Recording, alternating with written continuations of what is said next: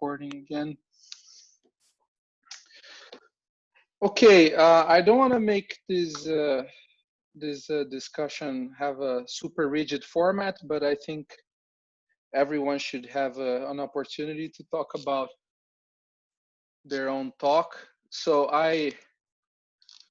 as a bit of guidance and just to, I guess, prepare people, I listed some questions here on the Slack channel. So I'm just gonna bring them up. Actually, by order, there were some questions addressed to Toshifumi Noumi, and me in particular. I was curious about this. Well, I'll just be egotistical and ask my question, but maybe the other people that ask questions can use that as an excuse to dive in.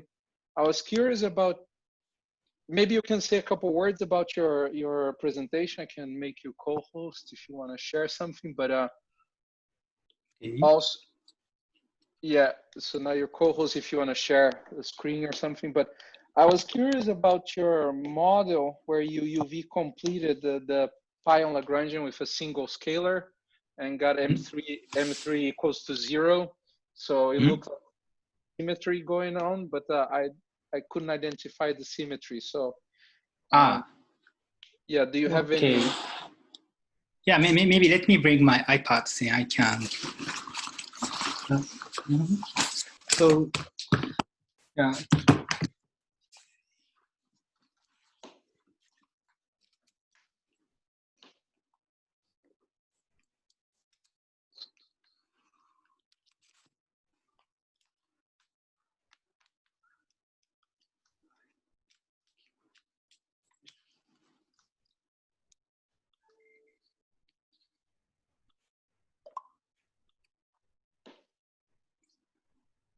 Can you see my screen? Yes. Okay, so these questions. So in my talk, I was writing some model like. Actually, right now we just see a bunch of apps. We don't see if you're. I don't know if you're sharing a notepad or something. Yeah, I'm sharing my notepad.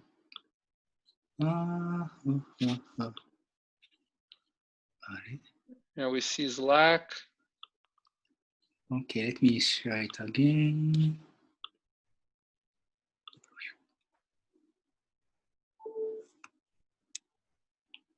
All right. Can you see this? Okay, right. Yes.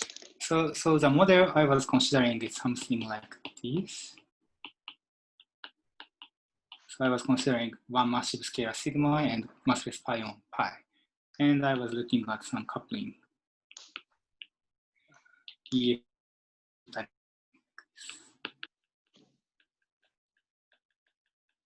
And so on.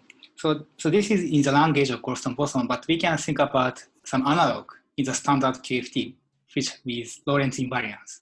In this case, this model is analogous to standard Mixed-Kanhat potential. So, for example, we can think about two-field model like T mu phi square in some potential, which is so this is a complex scalar.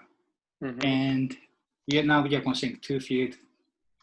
So if you consider complex scalar, we have two directions, and this pi is essentially the angular direction, and sigma is radial direction. And what we know is that in standard Mixed-Kanhat potential, the renormalizable potential is has only two parameters, like p phi or m square phi square plus lambda phi to the fourth in 4 dimensions. And if we want to integrate out heavy field, we neglect kinetic term of sigma. So in this case, we can focus on what kind of potential we have. And the point is that so this phi square is essentially sigma square, and this is associated to sigma force with some constant value. But the point is that in this language, we have only Gaussian potential. And d mu pi square, so it is x. X is coupled to some massive scalar with Gaussian potential. So we have only Gaussian, we have only x squared without x cubed after integrating that.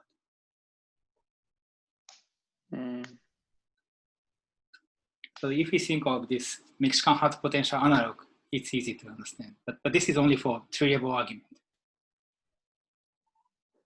And if we have more field, we have additional interaction and we can get higher order in X. So this is the story.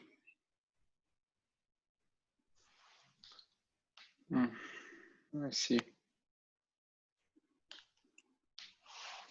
Okay, there were also some questions that were raised related to your talk by Enrico and then Green. I don't know if you, and Gang also. Yeah, if you want to say a couple words. Sorry, I think Toshifumi's argument maybe is based on the assumption that UV realization model. Sorry, can you hear me? Yeah, go ahead. Yeah. I think maybe it's based on the assumption that the UV realization of this model is based on this Mexican hat type model, right? Yeah, right. Yeah, but if the UV model is not this Mexican height, maybe we still can have something different. You mean even for two-field case? Yes. Okay. So yeah, in the two-field case, okay, of course we can try to write down as an interaction.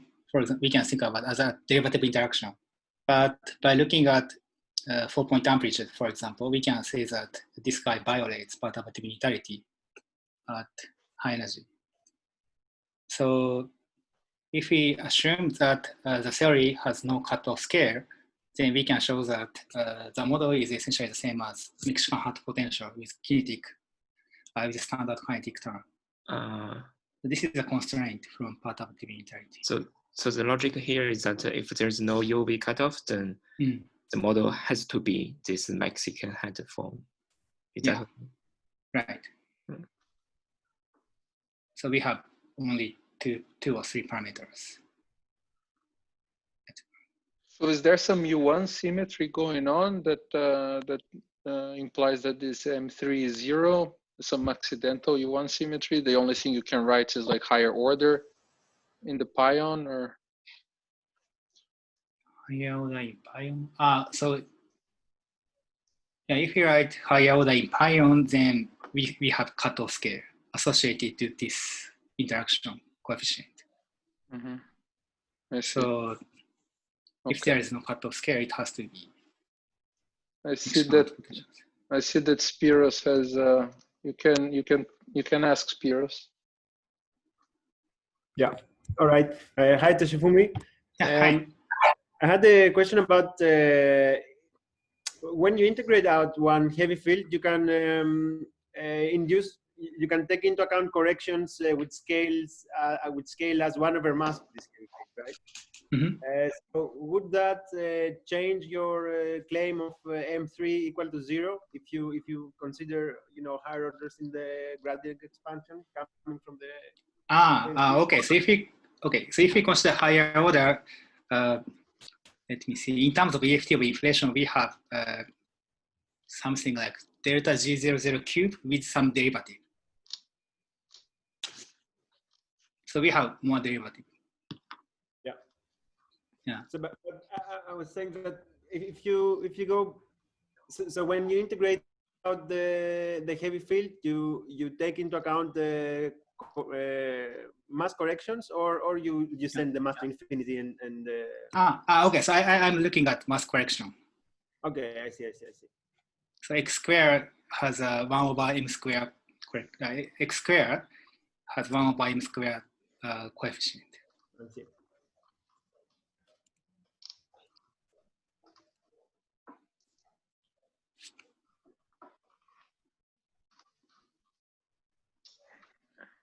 Okay. Any more questions about Toshifumi's talk?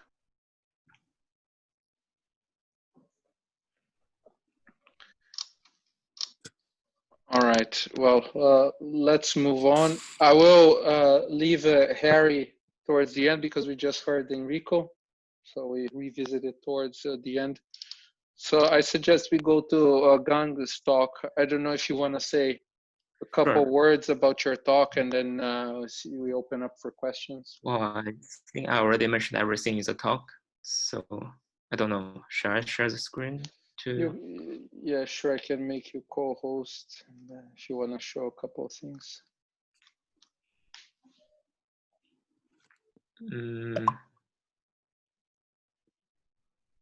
Okay, maybe just the final page of the slides. It's what I'm interested in here is the geometrical property of the internal field space during inflation. And what I'm trying to do is to probe this internal spaces. And so if this internal space is curved, actually it will be kind of a bit different from what Toshifumi showed, the interaction form between the goldstone and the extra field. And here, basically, the argument is that this curved field space can be described by a dimension 6 operator in the background effective field theory of inflation. And also, this field space curvature can lead to the running signal in the cosmological collider physics, which can be seen as an observational signature of these internal spaces.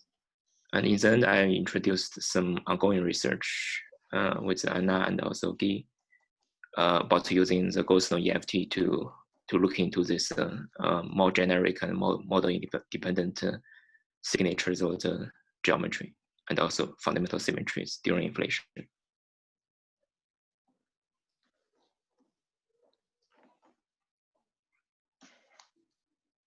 All right, are there any questions? Yeah, maybe I can ask one. So do you mind repeating what is the difference between this approach and the standard multi-field effective theory for? Because you said something about it again. Yes, sure. So maybe let me share it again. I think for the standard multi-field EFT, you mean these ones, right? For example, the one here. Yeah. One one here. of the I think the my argument here is that this kind of EFT of inflation is still based on the single field clock argument, since there we still only have the goldstone time diffeomorphism pi, and the other field, when we couple it to the goldstone pi, we just couple it to get it coupled in a symmetric or non-symmetric fashion. So it doesn't play a role as another clock.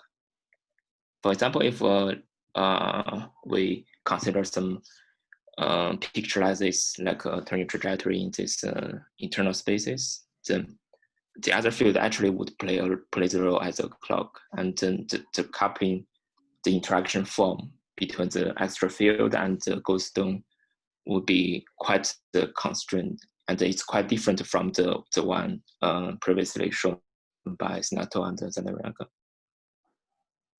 Sorry, if I understand well, so the structure is the same, but basically you're looking at different kind of interactions. Yes, the interaction form is very different, but the basic argument is still using the goldstone EFT. I think the rules are a little bit different, right? If you, I don't remember in detail, but I think that now, because you have some field space with indices, when you construct the EFT, you want to contract the indices of the internal field space also. Right. And then at the level of the fluctuation Lagrangian, there are certain terms that that Leonardo and Matthias wrote, or forbids, sorry, because of shift symmetry of their axions and so on, that are now possible because it's coming from the geometry of the internal field space. In practice, I think that's the difference. Okay. Exactly. For example, actually, when we look at this EFT or multi-field inflation, we found the leading order EFT Lagrangian and cannot go back to the to any background multi-field models.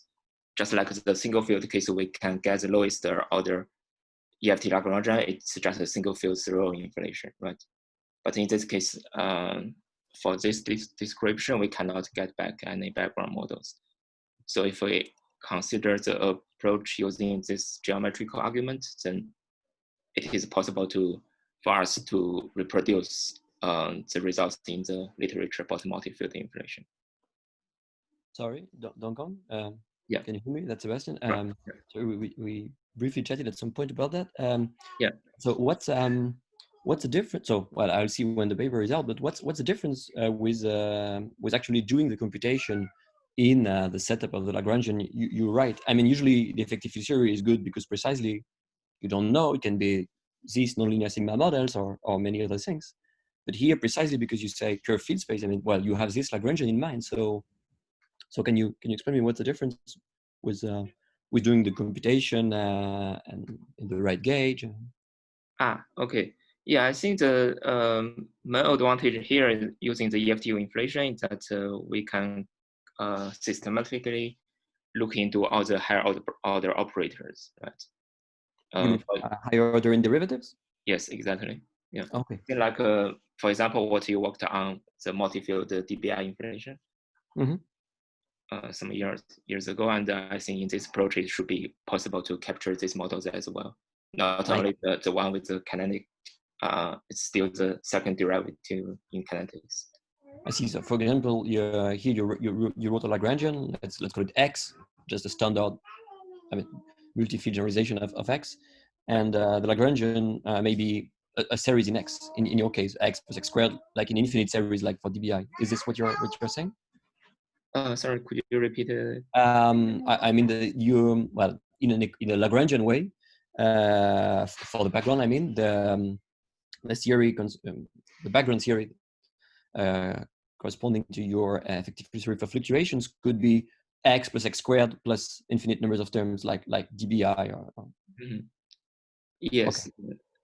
Yeah, I think so. Yeah, that would be the hope to also get all these higher order terms in the EFT expansion. Okay, well, maybe we can chat not only the one later. Sure. Yeah. Okay, thanks. Yeah, I think the quite exciting part for this project is that in this case, all the geometrical quantities will be quite how to say manifest.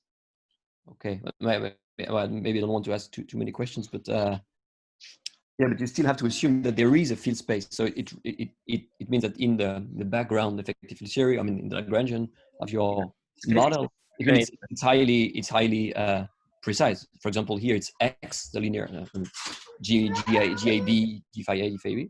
I think if you suppose that for example, if you look at higher derivatives, maybe it corresponds to P of X being this multi-field thing. And indeed, so I look at this kind of models at some point, but still that's very specific, right? So the fact that you can talk about a curved field space from an effective field theory point of view. Okay. Yeah, we began with this background models with the PLX type series, but I think that now the starting point is really from this multi-cloud picture to. Okay. We didn't say anything about scalar fields anymore. We just began with the multi-field, this multi-cloud descriptions, and it can just give us the result that in some case will go back to the multi-field models. Okay, good. Okay, I'm happy to discuss more, but sure. Thank you. Sorry, can I jump in, gang? Hello. Hey. Because I'm now a bit confused with Sebastian's intervention. I thought actually Sebastian has a paper where he computes the EFT of inflation considering curved field space, right? And well, I think so. Yeah. You mean the last year paper? Well, I don't remember, but so I think he has a paper where he looks into, the effects of the Riemann tensor, right, in the EFT coefficients. Is that correct, Sebastian, or am yes, yes. Well, that's indeed a bit related to my question. Let's say in the model, like Donggang rho, or nonlinear sigma model. So basically, two derivative action like that plus potential. We computed the cubic action and especially put it in the form which is useful for the effective field theory. So basically do the manipulations like Madeleine and I did to express things in terms of zeta and the other additional field. We did it for two fields for simplicity, but that's simple to generalize. And indeed, we can put it in the language of an effective field theory, like for example, Toshifumi did time ago, and you can read of the effective field theory coefficients. Right. Yeah. So yeah. So I was also wondering what was the difference, but from Dongwang's answer, I understand that their work is actually encompasses that, but is not restricted to that. That's an example, if I understand correctly. Just or the simplest example we can look at, and it gives us some information about how to build the ones with higher order operators. Does that answer your question, Gonzalo? No, I mean, I was just a bit confused, and about precisely that point, and I was wondering whether you were thinking on something in addition to what Sebastian had looked already about this, and if you were expecting new effects or something else. Yeah, I think actually we already found something new, since here, that both of the field can have some sound, and also you would get other higher order operators, and the interaction form would be quite constrained. Sorry, Dongwang, I just didn't get it. So what is a new type of thing that you can have? I simply haven't heard. For example, you can get a sound speed effect also for the isocurvature modes. Okay. Yeah, okay. Indeed, that's the type of thing that if you start with just this zeta is with speed 1, and if you just write any effective field theory as you do, you can have CS. Yes, and also the CS actually is quite constrained by the field space curvature. So if the field space is flat, we found it's really difficult to get a reduced sound speed for the isocurvature modes. So now I kind of have a conjecture that seeing if this field space is if it's flat, then this the isocurvature field would always have a unity sound speed. Well, just about that, because actually, well, maybe a bit detailed. Sorry, guys, I hate to cut you off, but I suggest we move on just on the interest of time, and then we can. It becomes a bit precise. Maybe we can chat in Sokoko later. Yeah. Giovanni, are you there? Giovanni Cabass. Hey, Giovanni. Do you want to say a couple words about your? Yeah. I'm looking at your questions, so maybe I can address those. Yes, that would be great. So yeah, regarding your first question, which is about, in our paper with Lorenzo, we found some terms in DFT, higher ordering derivatives, that for the graviton they don't give rise to correlators on super horizon scales. Like this, there is a parity operator with 3 derivatives that doesn't contribute to super horizon observables. And also, I want to make a shout out to Nicola Bartolo, who is in the chat, and they also have some result which is basically the same as us, so they also find that. And yeah, so it would be great to know if there is a way to know why this happens, like generically.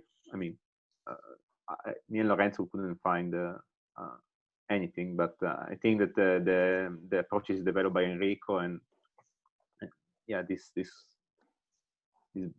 cosmological optical theorem, I think it should be a good way to look into that. So yeah, so the answer to the question is yes. I think that is the way to go to investigate this, and it will be interesting to know why some of these operators don't contribute to observables. Mm-hmm. So quick follow-up. You mentioned that some of these operators don't contribute. Is it to any correlation function, or is it to the bispectrum? No, exactly. Well, in this, we'll only look at the power spectrum and the bispectrum, and in this case, they don't contribute neither to the power spectrum of the graviton nor to the bispectrum of the graviton. Okay, yeah. Yes, so this is what, yeah, and at the level of the Lagrange, and I mean, we cannot really find a reason why. We only have that the in integrals, they don't give late time. So we cannot say more than that. So I think there must be something more that one can say. Yes. Anna ask. So, do they contribute to the wave function? Yeah, they contribute to as an imaginary. Yes, they give a face to the wave function. Yes. Okay. Like this example of Guy and Huang. Sorry, like this? Yes, exactly. Yes. Yes. So yeah, sorry. When you have a contribution to the wave function, but not to the correlator because it's imaginary and so it gets killed out, basically it means that you have a contribution to the correlators involving the conjugate momentum. So if you only look at the correlators with just the field, you don't see it. But if you put like, well, in this case, it's like gamma gamma pi, where pi is the conjugate momentum, you should see it. Okay. Because they pick up the imaginary part of the wave function. I see.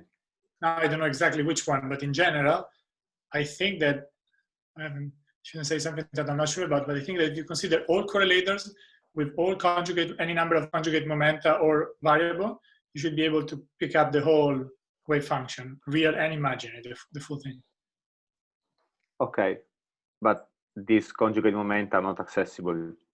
Observable. Yeah, we're not going to measure them in the slides because they're down by e to the minus 120, but conceptually, yes. That's where the information went. And to some. And I also asked you about, you mentioned some cases in which you can enhance the bispectrum, right?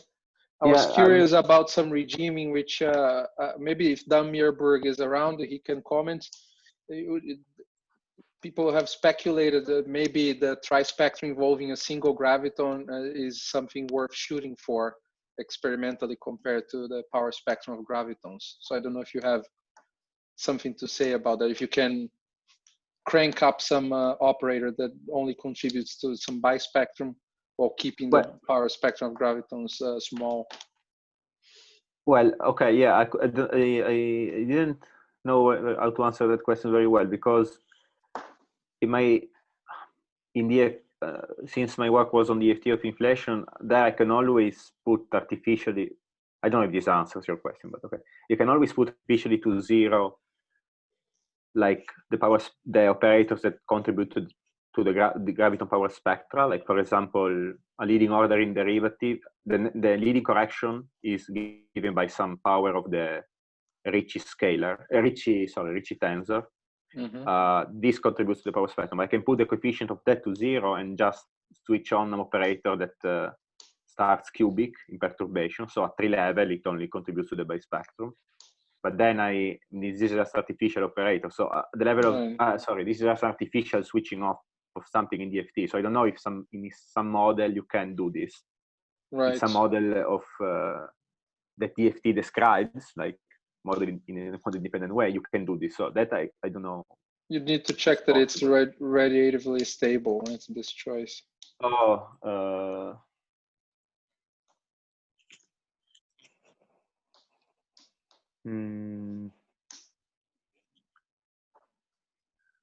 No, we didn't check, but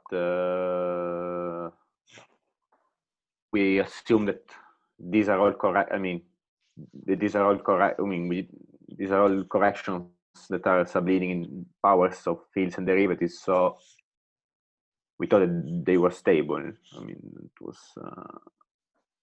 Okay. Yes. I see. So yeah. And regarding your question about the announcement of some graviton correlators, or maybe I wasn't a bit unclear. I think about in my talk. I just meant that in general, if I have some boost breaking, what Enrico calls like boost breaking operators, Enrico called in his talk boost breaking operators in DFT. I think it is. I would say it is quite general that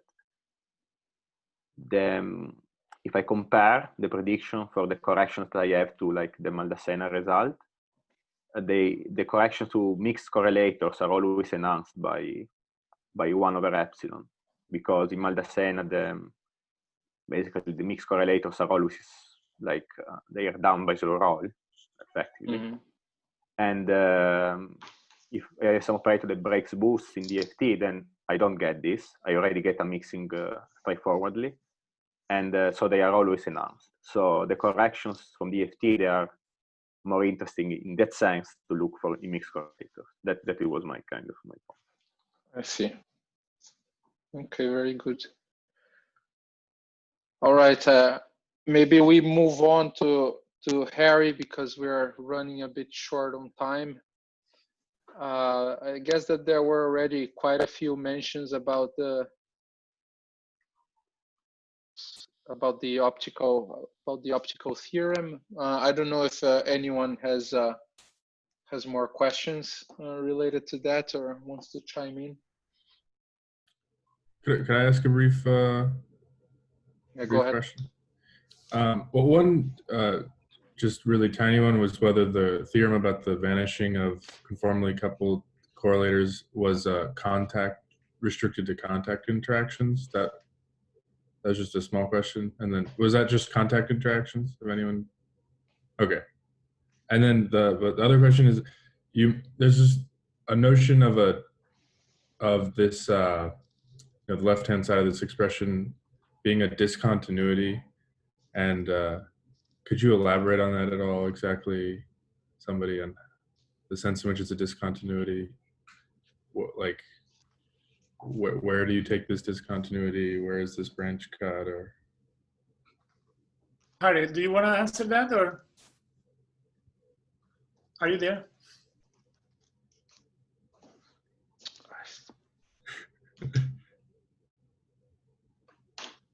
Okay, I can answer that. Okay. Yeah, we just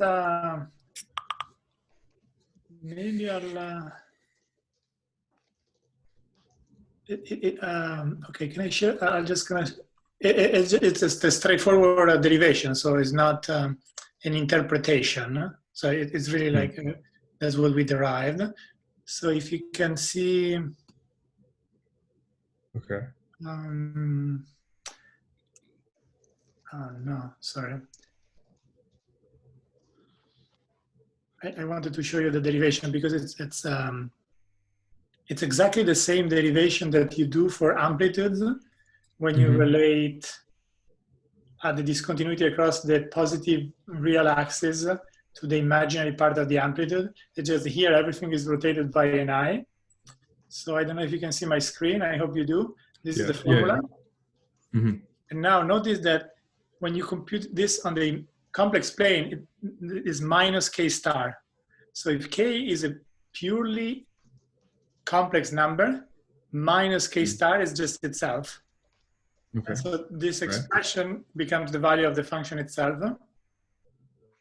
And so by evaluating this expression nearby that negative imaginary axis, so epsilon minus I lambda, and then the start of that is minus epsilon minus I lambda, this expression automatically becomes the discontinuity, meaning the difference between the left and the right as you take epsilon to 0. So it's just a two-line massage of that equation. I only ask because the one thing that I don't see this square with is that this should knock down the transcendentality of the answer. Applying this operation should knock down the transcendentality if you take this discontinuity, but the for example, the product of 3-point functions will be log squared, but the left-hand side will also have weight too when you have these transcendental functions, when you're taking a discontinuity. So I haven't looked at it in detail, but yeah, good question. So here, what we are writing here is only valid for contact. Okay. So that might explain it. And for contact, actually, I mean, this equation is true, but what we think is that the discontinuity is actually 0 for contact. Okay. And so this equation says that the real part of psi is 0. There might be an interesting case in which this discontinuity happens on the real axis at the origin. Okay. And that's something that we haven't pursued yet, but I did wonder whether there is a delta of KT missing in many of the bispectrum that we have been writing down in the past 15 years. The origin is sending a single energy to 0. Is that right? KT to 0. I'm asking if there is a delta function of KT. Ah, I see. As part of the bispectrum, which you wouldn't usually see because we only look at, physical real case.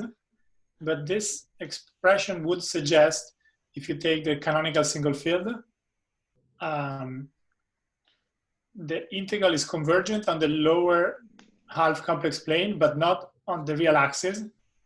That would be a little bit funny, right? Because delta of KT implies an extra symmetry, time translation. Well, yeah, I'm not But sure. Just to be clear, there's no statement for there isn't such a discontinuity statement for the exchange graphs. This is for the contact graphs, you're saying? Yes, this specific expression, yes. That's a good question, whether I could massage the exchange graph. I can definitely massage the left-hand side into something, but I might have more term. I haven't tried that. That's a good question. The idea is simple. Just go to wherever you can write the left-hand side as having the same argument. And then you can write it as a discontinuity, but then you still have the right-hand side. I haven't done it for the exchange. That's a good idea. Guys, I will let Enrico address Merdad's question and then cut things off so we can move on in time. So Merdad was asking something about an extra rule. I just want to fulfill my promise of giving Enrico the opportunity to talk about that. Okay. Sorry, I'll try to be, I know we're over time. I'll try to be quick. I wanted to show you the slides because it's easier. So when I try to reproduce gamma cube for Lorentz invariant, the amplitude is just a constant. But in this case, there is a log. So the most generic answer is the one that you see here at the bottom. There is a log times a polynomial plus another polynomial without the log. So now I have 5 free parameters because they are separate, the one with the log and the one without. And I have a formula for the coefficient of the log because now the log is the leading KT singularity. And so that's fixed by the amplitude. So I can fix that parameter. That's why it's not 6, but only 5. And I can fix 4 of them using the soft theorems. But for this particular one, I wasn't able to find how to fix the 5th parameter. It's easily seen that it is fixed by boosts, as it should be.